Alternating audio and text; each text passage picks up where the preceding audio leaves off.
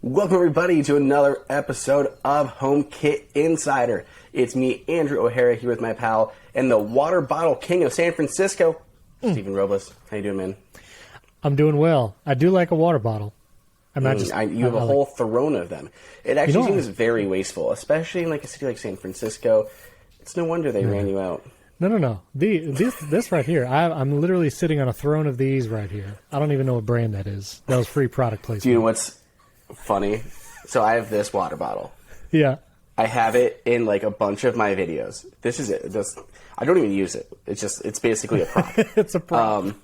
I have gotten more questions on what the heck this water bottle is than almost anything. I'll get tweets about it. I'll get comments.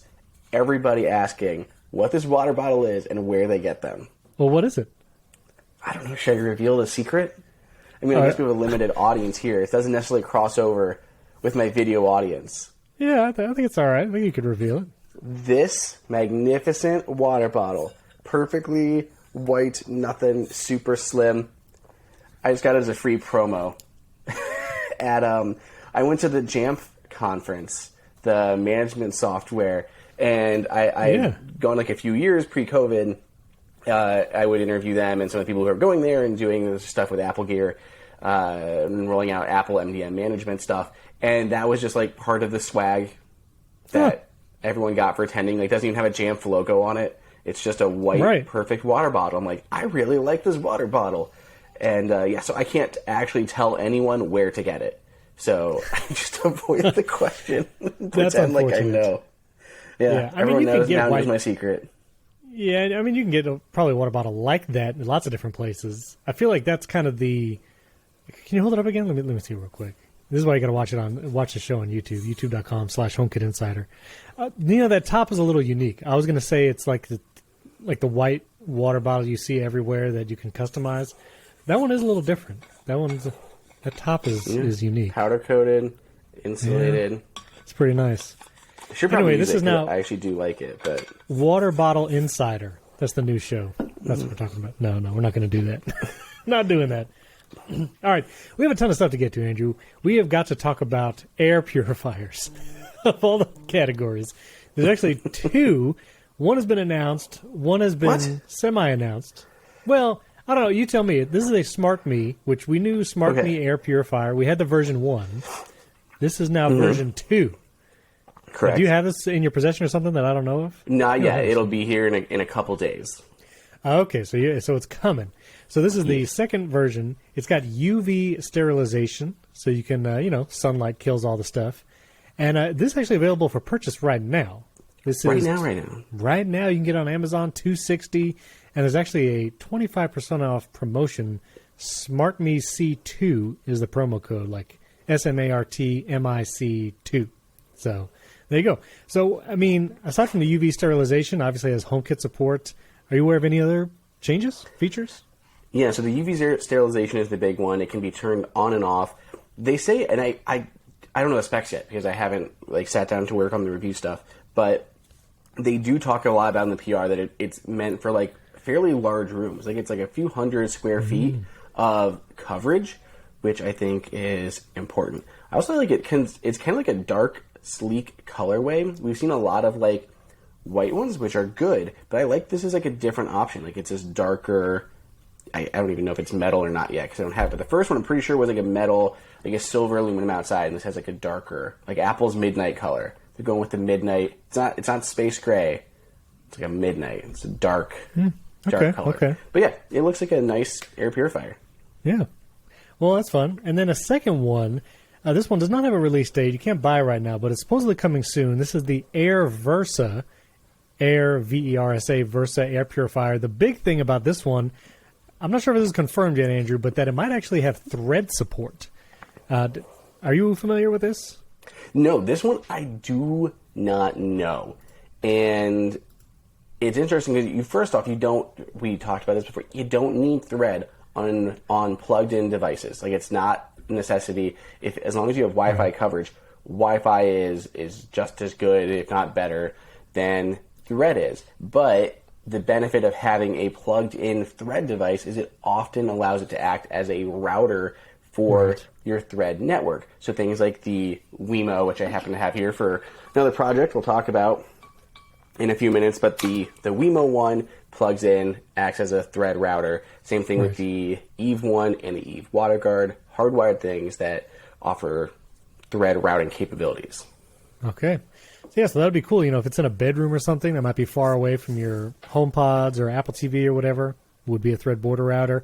And someone actually sent me an image via email, but people have been looking at their Thread networks in the Eve app, I believe, shows you kind of your Thread network, and you can see all the different devices laid out and how they're communicating. So that's pretty cool. But again, no release date on that one. If we get more information, we'll get back to you. But that's it for really news and releases. But you actually had an interesting article on Apple Insider, and this is tangentially HomeKit related for one of the product categories. But you basically were saying there's parts of Apple's lineup that are a little stale, maybe you could say, parts that they've left untouched, maybe products that they've abandoned even. I immediately thought when I saw the article of the iPod Touch, which you can still buy today, has not been updated in a long time. And not only that, but it's you can get one with higher storage and pay as much as, I think, $400 for an iPod Touch. No, I'm not saying you should. Don't do that. But I just think it's 256 gigs of storage for $400, I think, is what the number is. Yes, which 256. At almost the same price as an iPhone SE. Right. And so wild that's still there and is still untouched. I mean, multiple years from what I... Multiple years. 2019 was the last one that was updated. And even then, it didn't get a huge processor bump. It wasn't Apple's latest and greatest. It was the freaking A10. So there's an A10 Fusion in the current generation iPod Touch. Even on the product page, Steven, it's it ships with iOS 14. They don't even bother to advertise that it's support. I had to look up iOS 15 supported devices and see if the 7th generation iPod Touch was even listed. Yeah, I mean, no Touch ID, pretty bare bones. So that's one of those areas where, does Apple still care about this thing? Is this going to be discontinued soon, or will they ever update it? But you had some other products in that lineup. Why don't you tell me about what you were thinking? Okay, so some of the common ones here that you guys will agree or disagree with. One of them is the Magic Mouse, and part of it is the charging problem. And I understand that it charges fast. It literally takes a few minutes to get hours of use. But let's pretend that is okay. I get it. That's not a huge deal plugging in at night or something and you got weeks of use. It looks ridiculous when it's charging, just flown over on its back. You're going to scratch that plastic top surface, or it's on its side, and it just looks so un-Apple. So if we pretend that the charging is okay because you don't have to use it for those 2 minutes to charge, it just looks stupid when it is charging. So I just hate all of that with the Magic Mouse. There's also people complaining that it's not as ergonomic, it's super flat and skinny. But what bothers me is that Apple more or less just released a new version of it with the black and the silver colors, and they just didn't change nothing. It's been around for, would you know when the Magic Mouse 2 was released? Because it's been, and then even the Magic Mouse 2 only added rechargeable batteries and lightning. The original version was the same thing, just had a battery cover on the bottom, I think. October 2015. So it is 7 years old. Yeah. And I'll also say, so first of all, the black versions, yes, it's just been available for purchase. I did not buy this one recently. This, you could get a black Magic Mouse with an iMac Pro or a Mac Pro. And so, it's not no, a new those were different. Those were slightly different. The ones with the iMac Pro were black and space gray silver or aluminum. Oh, sorry. Okay. Well, different. Anyway. I believe the ones with the Mac Pro were like this. This was a Mac Pro one. Yeah. Yes. Yeah. The Mac Pro had the dark top, silver body. Right. And those, still can go that route. But they didn't have the keyboard with the Touch ID on there because the current generation Mac Pro doesn't support Touch ID. So that one is wholly new. But the mouse, same thing. Right. I will just say, the only thing I want to say quickly about this, Magic Trackpad, it has the lightning port right there. You can charge it and use it at the same time.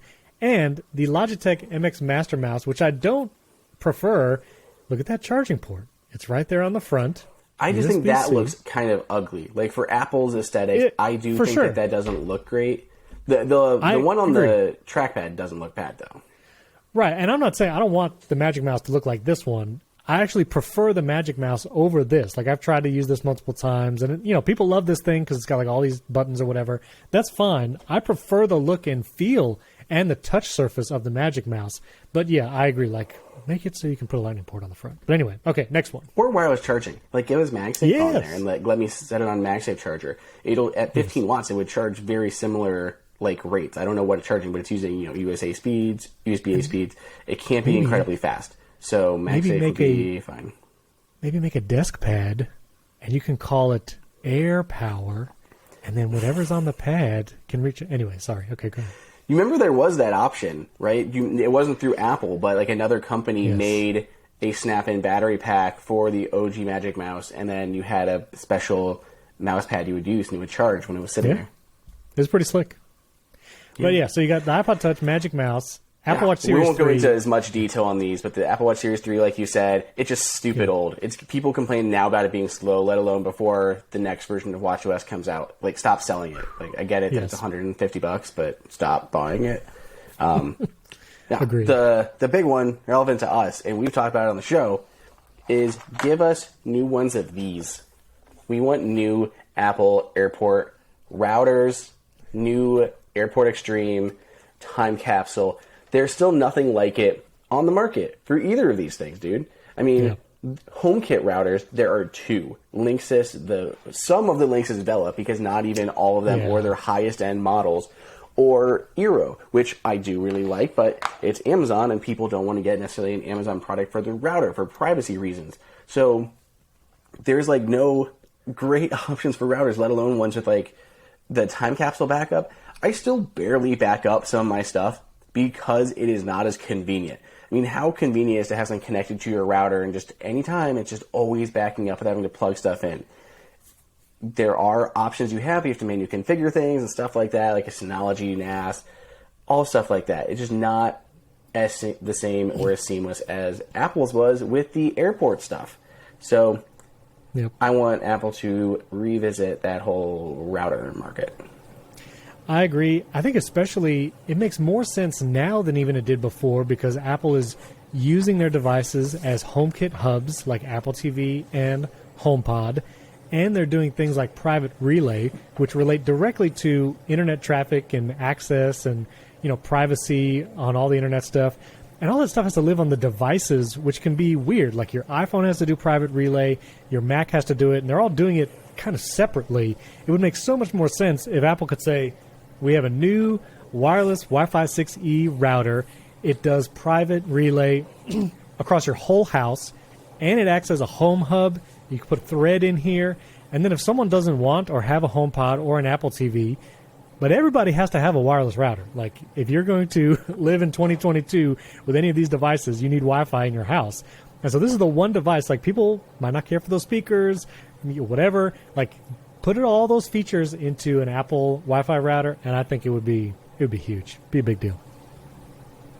I agree, man. So that was it. Just a random article. We just pitching stuff out. Apple has a lot of old crap that they haven't updated in a while. That some of them have terrible design decisions, like the charging port on the mouse. The thing just needs to redesign. Why not? It's been long enough. Apple should reintroduce. Their mice are cool. I like them a lot, and they work really well. There's nothing like this scrolling on the Magic Mouse. With that touch surface, it's amazing. And also, navigating mission control across multiple desktops and all that, I just have not found, Final even this Cut timelines. Even the MX Master, I tried to program, the side scroll to do stuff like that. It's just not the same. I still prefer touch surface. Anyway, we'll put a link to that article in show notes. It was, let us know if there's any other Apple products you guys that feel like Apple's let just languish for years. Don't say iPod Classic. I know someone out there is going to say iPod Classic, but I don't know. I feel like there's a resurgence. I see YouTubers. Dude, I would love a new iPod Classic just for that, supported the Apple Music library, and just could have a massively. Would they put a headphone jack in it?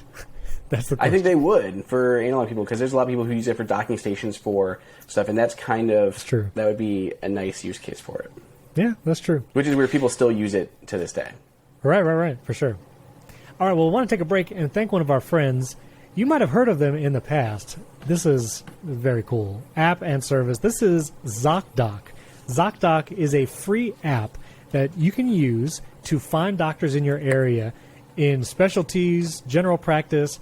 But the important part is, especially here in the U.S., you can find doctors that take your insurance, and you can even book an appointment right there in the app. You don't have to call. Andrew, I don't know if you've ever tried to, call and make an appointment at a doctor's office. Do you know what I'm talking about? I'm just a type 1 diabetic. I rarely have to see doctors. Right. And trying to make an appointment, sometimes you're not sure if they take your insurance, especially if it's a new doctor. Then you get there, and you're like, you what? You don't take it? Listen. Never run into that issue again.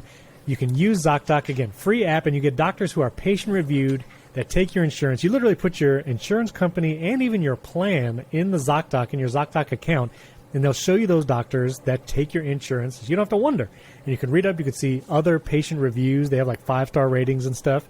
You can choose a time slot. You can book to see a doctor in person, or you can do a video visit. You can book all of that right in the app, and you find a doctor that's right for you. Again, specialist, general practice.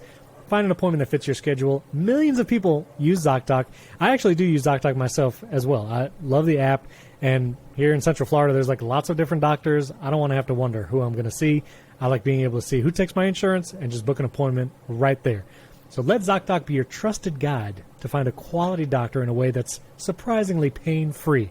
With Zocdoc, you can get your docs in a row.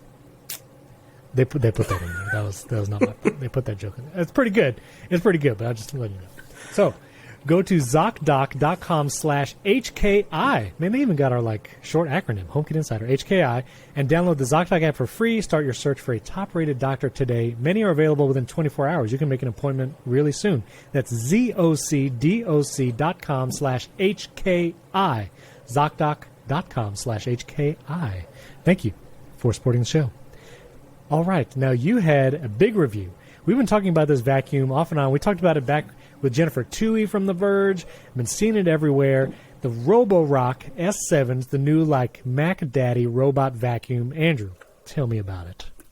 Dang, man. First off, we ain't got the time to talk about everything to talk about that this thing does. There are so many intricacies. So I'm going to hit the high-level stuff and then focus primarily on the smart control stuff. Please go read or watch the full review if you are interested in more about this thing. But seriously, it does everything. So, high level here, this is their most powerful robot vacuum. It has 5,100 Pascal of suction, which is above the S7 MaxV, which is their next step down. That only has 24 or 2,500, so it's got double the suction of their next level robot. So incredibly strong suction. It does vacuuming as well as mopping around your house. It has a sonic vibrating mop on the bottom with 3 levels of intensity, and it will go around your house and mop the floors for you at the same time that it is vacuuming it. It'll automatically go back to the dock at predefined intervals. So however frequently you want to go back to the dock, it'll go back to the dock, which is what makes this the Ultra version. There's different versions of the S7. I'm getting off track, but there's the S7 MaxV, just the robot with a standard charging dock. S7 MaxV Plus, which has the one that'll empty the dustbin as well as refill the water, and the S7 MaxV Ultra, which has the empty wash fill docking station that I was reviewing here. But they'll go back to the dock, it will drain the dirty water, fill it with new water, and it'll scrub the mop head so that the mop is always clean and you're not dragging around mud around your home. And then it'll clean up the docking station itself. It literally cleaned the mop, and then another one will go and clean where that dirty water came out and push all of any debris to the side for you to empty with a little trap. Wait a minute. Okay. It's blowing my mind right now. I know, it's a lot. Do you have to hook this up to any kind of plumbing or water source, or you just fill it? You just fill it. There are 3 bins in the back. One for your dirty, nasty waters, one for your clean water, and then one for the dustbin, which does have a bag inside. Some people did mention it as a negative, but the good part about it, it's like over-engineered. Like, this is Apple-level stuff. You go to pull the bag out, and there's a shot of this in the video. When you pull the bag out, you pull like a little handle on it, and as you slide it up, it actually closes the opening to the bag. So that way, when you finally pull it free, nothing will come out and spill on your floor. Amazing. So it's like completely like messless. You just slide it up. Oh, done. man. That's Really. amazing. Yeah, it's great. And I say you can go like 7 weeks, depending on how much you use it and how big your home is, without having to empty out the dustbin. So, awesome idea. Whoa. Let's see. So that's the main stuff of the robot, right? So it can go around your home, cleans. It has this new reactive AI 2.0, which is 22% more accurate and 70% faster, I believe is the numbers. And it can like detect stuff around your house. It can detect shoes, pet waste, surge protectors. And Ghosts. based on what the object is, sure, ghost, of course, whatever the object is will determine how close it gets to it. So, like a chair, it's going to get right up against that, like really invading the personal space of the chair and clean as much as it can. A shoe, it's going to be a little bit further back because it doesn't want to suck up a shoelace or something like that. So it keeps a little bit more distance. And then if you have like pet waste on the ground, it's going to keep a wide berth and not even get close to that because you don't want to be flinging stuff around your house. So, Can it tell the difference between a Croc and a shoe with laces? no. Just kidding. It actually determines that the Croc is pet waste, so it just stays clear of that. I will say you have a very ominous picture in your review of your black cat, like staring down the Roborock. It was a picture. While I was filming, I'm like, gorilla style on the floor filming it, and the robot had went into the bathroom, and Easton is just standing there with like his head to the side, eyes wide open, like watching. Yes. And of course, by the time that the robot came back out, he had moved forward, so it wasn't as perfect. I really wanted to have the robot coming out of the bathroom with its light on in the front and Easton just tilting to the side and looking at it, but it didn't line up like that. But I still got a shot of him in there, just how he was reacting to it, which was entertaining. That's pretty funny. So going to the smart stuff real quick. I think that's what we want to talk about here. This does have support for Siri shortcuts, so you can control this with your voice via Siri. And personally, I know Jennifer, I think in her review, she said she'd used some of these in the past. I don't know if it was the Roborock ones or others, but she had mentioned that it didn't always respond and work for her. I have not had that experience. There has never been a time when this did not respond and respond very quickly. Like, it is super fast to respond to any of my voice commands. The downside with like Siri shortcuts versus having like native HomeKit support is you have to program all of these by yourself. And by program, I mean like hit a plus button. But you can do stuff for pausing the cleaning, resuming the cleaning, returning to dock, find you. It literally finds you in your house. Clean, like a full clean, terrifying. Or selective room or zone clean. So for me, I have like a full clean with like max power and everything. I'll have one for like the dining room, one for the kitchen, and stuff like that. So you can just walk around and you'd be like, yo, Siri, clean the kitchen. And robot will come out, clean that, and go right back to the dock. It's awesome. Now, you and I talked about this, and I didn't put all this into the text review because it got so granular in how this had to be pulled off. But we were trying to figure out how to automate this with our other HomeKit accessories, right? And how, specifically, I wanted to be able to have the robot clean when I leave. That was like my goal.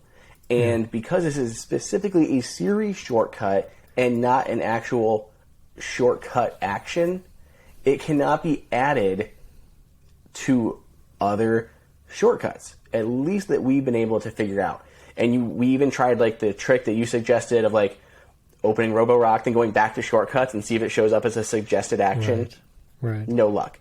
It only shows up as like specifically Siri shortcuts and actions.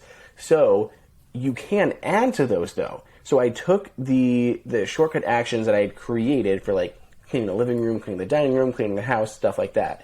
And I tied those to other accessories that would need to respond. So the goal would be, like, when we leave, shut the blinds most of the way. Like, we shouldn't leave them a little bit open. Cat wants to see out. Then we would like lock the door. We would turn off the lights, stuff like that. and at the same time have the robot come out and give the house a once-over. But there was no way to trigger it except through Siri. So how did we get this to work, Stephen? Do you remember? Wasn't it you have to like automate a HomeKit device and then let that be a trigger? Like when this device is controlled, do this other thing?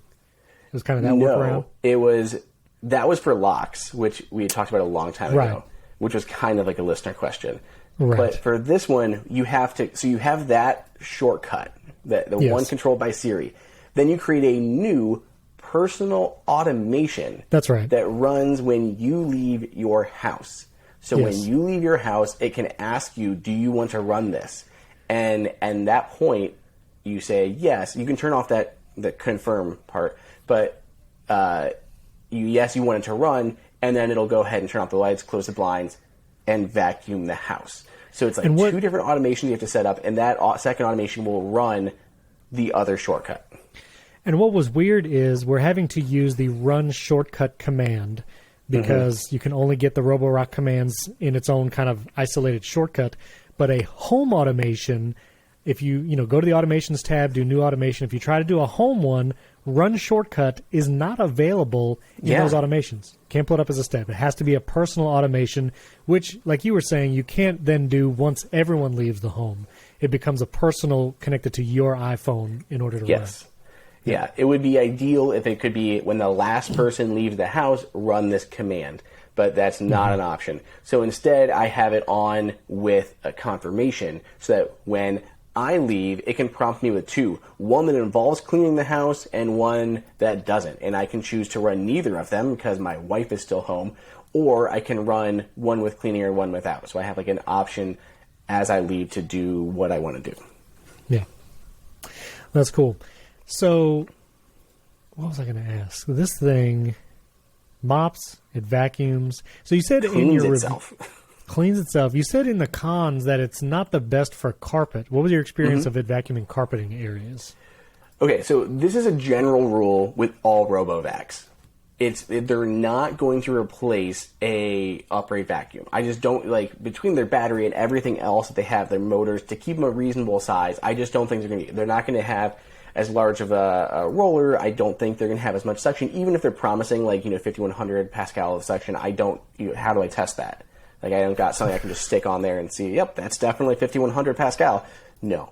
So I don't I would use this in a room, and then I would take my upright Dyson and go over it, and yeah, it's still picking up a bunch of stuff. But the general rule with these vacuums is if you use them regularly, stuff doesn't get built up. So if you run this on a schedule or every time you leave, stuff like that, then it will not get to a point where you need a deep clean. So I think if you do a really good clean and then start to rely on this, it'll do a better job. So it does do the carpet just fine. It'll actually lift the mop as you go over carpet because it knows when there's carpet versus hardwood floors. It'll increase the suction when it's on carpet and lift up the mop, and it'll do the room. And it did a good job, but there's still more that it can be pulling out. But if you use this before stuff gets ground in, or when there is something something spills in there, there's a point and go in the app. You just point where on your house diagram, and it just goes there and cleans it, which is pretty cool. That's amazing. I don't know if you mentioned this. Did you say it has a camera on the front also? Oh, yeah. Well, of course it needs a camera so that it can determine what things are, but it has a full RGB camera, and then you can remotely get into it, and you can see what your robot sees as it's going around your house. That's amazing. Which is awesome. And for privacy reasons, and I think this is awesome. So they actually boast that it meets these privacy and security standards. That's actually badges that they've got certified in, which is important. But the only way to activate that camera is to physically press a button combination on the robot itself. So that way no one can hack into your Roborock account and then enable remote access. They have to do it from the physical hardware. Huh. Yeah. That's pretty slick. So I think that's really nice. They do... There's also a driving mode. like it's a dang toy car. And you can use a D-pad or a joystick and just drive this around your house. It's awesome. Here's, if you care, let me adjust my brightness here to not be crazy high. There's like the view, as Slack notifications come in, the 2D view of the house that it like collects. And it can actually identify furniture. So if we switch this view to 3D, it'll actually Did you have to upload floor plans, or does it just map it itself? It has a LiDAR on the front of it, so it's just like your iPhone. So there is like my dining room table. It identified it was a dining room table, and the adaptive or reactive AI actually is able to learn these things, and it sees like a couch or a table, and it's like, yep, that's a living room, that's a dining room. And based on that, it'll combine it with the knowledge of the floor and then choose an appropriate suction or mopping intensity to match. So rooms that it thinks are higher traffic or dirtier, it would clean more thoroughly. In other rooms, it would adjust that. So it's like, okay, in the kitchen, there's probably going to be a lot of stuff going on. I'm going to clean this a little bit more because people are dropping things, food, stuff like that. But other rooms, I don't need to scrub as much. This is the living room. Like, what's tracking into a living room? So I can lower the mopping intensity and save on battery life. So this thing is crazy smart. It's really neat. That's amazing. So I was looking at robot vacuums for the new house. I'm really telling you, this is not inexpensive, though. Like, if you want to get the top-of-the-line model, what are we talking about?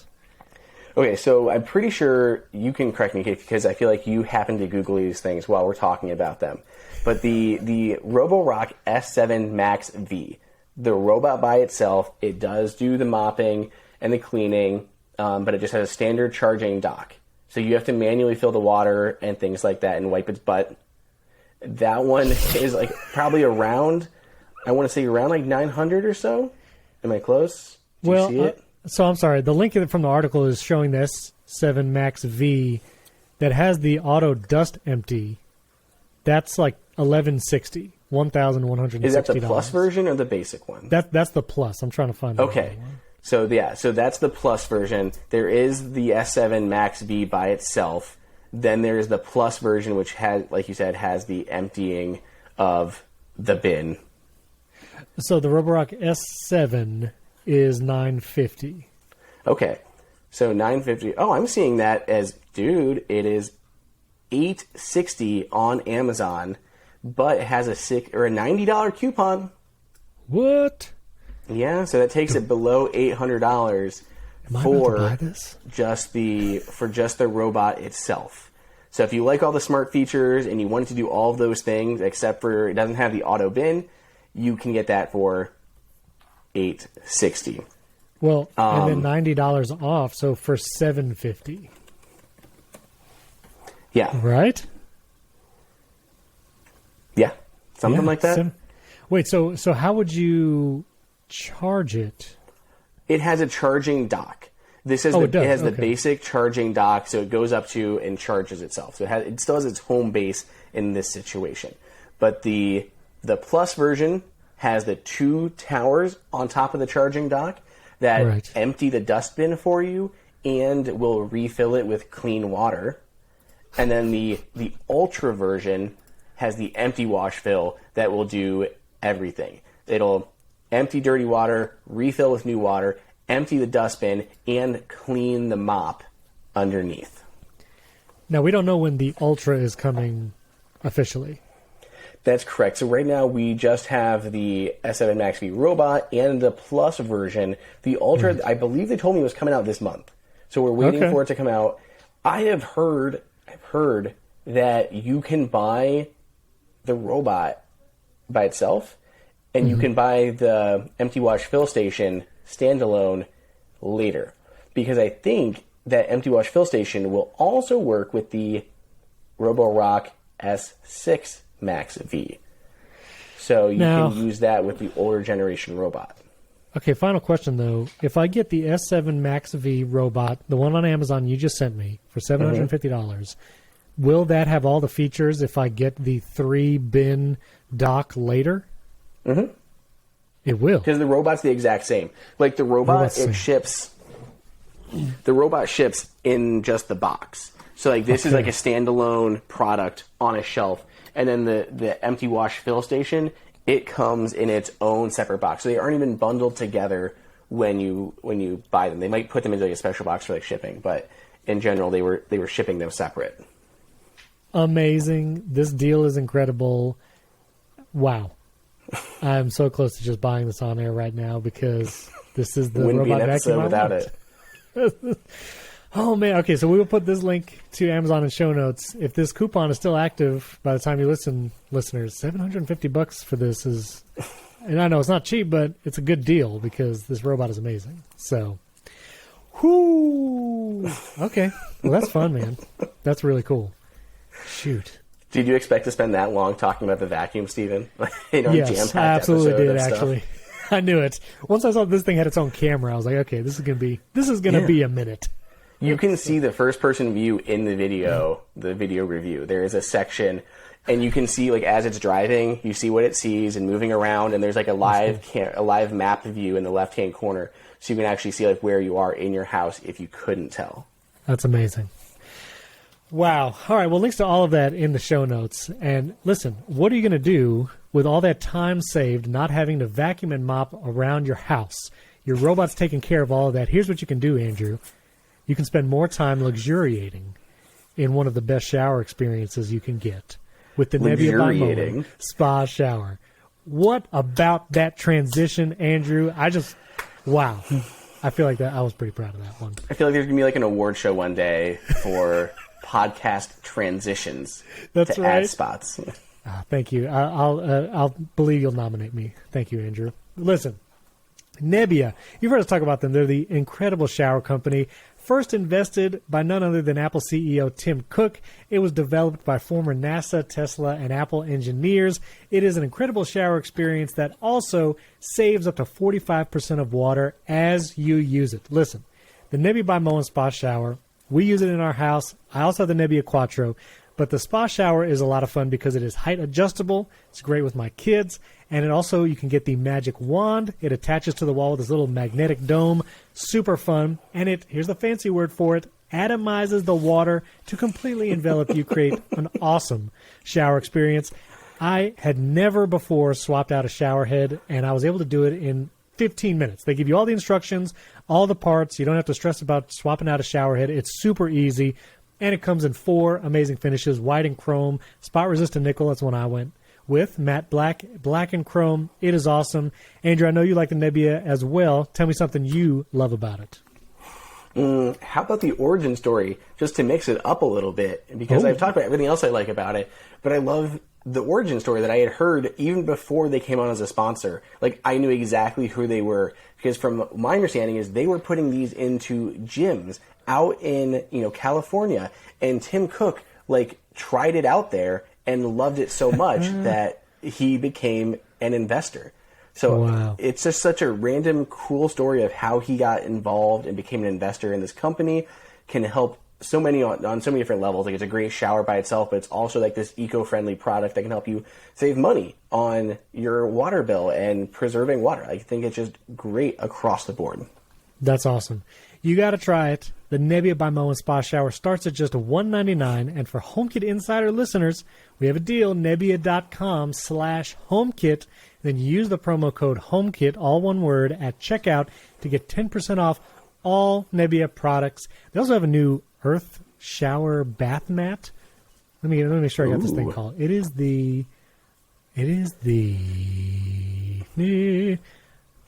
Quick Dry Earth Mat. That is very cool. Plus, they got shower shelves and all that kind of stuff. So anyway, I was just excited about that shower mat because I'll probably be getting one for the new house. So anyway, 10% off all Nebula products. Nebula.com/HomeKit. Nebia.com/HomeKit.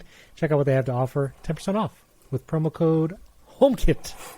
HomeKit. And speaking of homes, quick update. I was excited for this, Andrew, just because we ran a bunch of Ethernet cable in the new home construction, and there was this interim period where it's like, I wonder if all these cables work, because couldn't really test the raw cables. Don't you love we were just that? Kind of running them in faith, Probably should have tested them as we went, but I was like, let's just go. But I terminated all the Ethernet cables in the house. I have 9 or 10 different runs, and the ends all passed, but some of the punch down Ethernet things for the wall jacks which you use this like punch down tool, and it's a little violent, and a couple of punch down things like broke. And so some of those didn't pass on the first try, but I replaced those, and now all the Ethernet cables across the house to every Apple TV, to my office, to the Wi-Fi Ubiquity routers, I'll talk about that in a second, they all passed. I used a little Ethernet tester, and it was a sigh of relief knowing that those all get passed. And fiber internet should be installed in it, as you listen to this, 2 days. The guy from Frontier is coming out Wednesday, and so we will see. That'll be the moment of truth. Will we have internet in this house? They said they will service it, but yeah, we'll see for sure.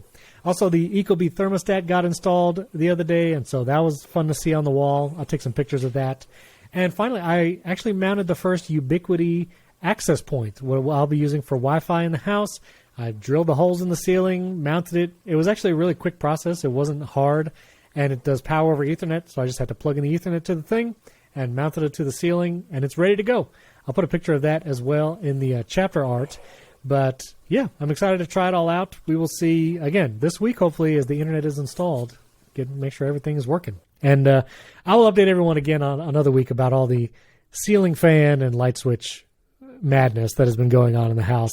Listen, my last house, I had 2 cables for every switch because it was an old house. There was not even a neutral. So it was just 2 cables. It was like, you can't even mix those up. And if you do, you just try one or the other. I don't know how these new guys are doing it, but the wiring to some of these 3-way switches in my new house, there's like 6 or 7 wires in there. I don't know what those do. Half of them are black. There's one red. There's a ground, and there's a neutral. I know the ground and neutral, bare wire, white wire, but everything else, I have no idea. So anyway, that situation's gotten real complicated, but once it's all settled and we actually figure it out and it's all working, I'll get back to you on that. One thing that is working is the Lutron ceiling fan speed controls. I did get a few of those switches. I installed them myself, and those work great. So once again, Lutron. They make good stuff. You should use their Lutron stuff. They're not a sponsor. They make really good switches. So that's the update. Quick update.